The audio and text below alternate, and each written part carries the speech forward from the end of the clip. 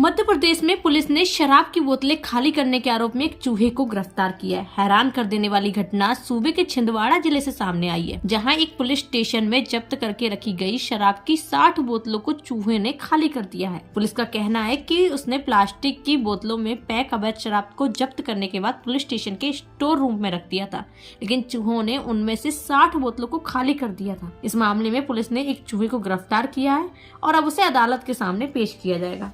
Police का कहना है कि थाने की इमारत बहुत पुरानी है, जहां चूहे अक्सर घूमते देखे जाते हैं। पुलिस ने आरोपित चूहों में से एक को गिरफ्तार करने का दावा करते हुए कहा है कि उसे सबूत के तौर पर अदालत के सामने पेश किया जाएगा। हालांकि पुलिस ने अभी तक इस बात की पुष्टि नहीं कर पाई है कि शराब पार्टी में कितने चूहे शामिल थे और चूहों ने शराब पार्टी किस ओकेजन में रखी थी।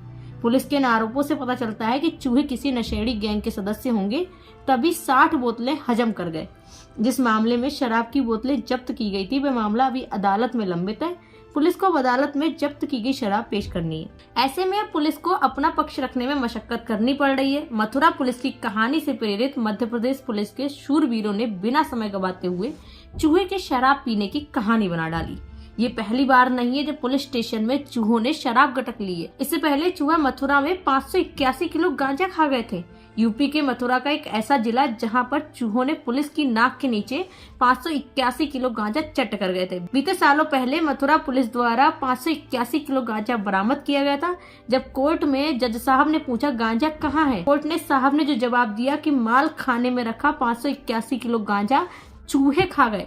इतना सुनते ही कोर्ट परिषद में जज साहब के साथ मौजूद अन्य लोग भी हैरान हो गए। और हैरान क्यों ना होते, क्योंकि 581 किलो गांजा चूहे खा गए थे। कहीं ये वही अदम्य और साहसी चूहे तो नहीं है जो 581 किलो गांजा खाकर अब मध्य प्रदेश पहुंच गए। इस बार ये चूहे शराब की बोतलें गटक गए। अब सबूत के तौर पर कोर्ट में चूहे को ही पेश किया जाएगा। अब सवाल ये उठता है कि नशेड़ी चूहे आखिर थाने तक कैसे पहुंचते हैं। चूहे इस बार 2 कदम आगे निकले और इस बार शराब की बोतलें ही गटक गए। ये वही चूहे हैं जो दिन रात धमा चौकड़ी थानों में मचाते हैं।